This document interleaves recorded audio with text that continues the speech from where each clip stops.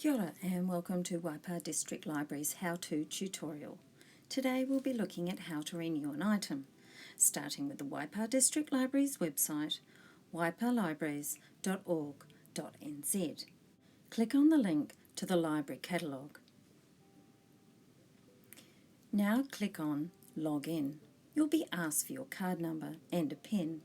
Your card number is on the back of your library card. Your PIN is the last 4 digits of your library card, unless you have changed it.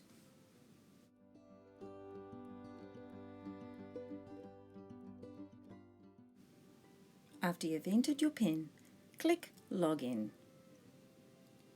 From this screen, click on My Account. From here, click on the Checkouts tab. This will show any items you have currently checked out. To renew an item, click on the item or select All. It will ask for a renewal confirmation. Click Yes if you are happy with your selection. There are other aspects of your record that you can view from this screen, including holds, fines, requests, and your checkout history.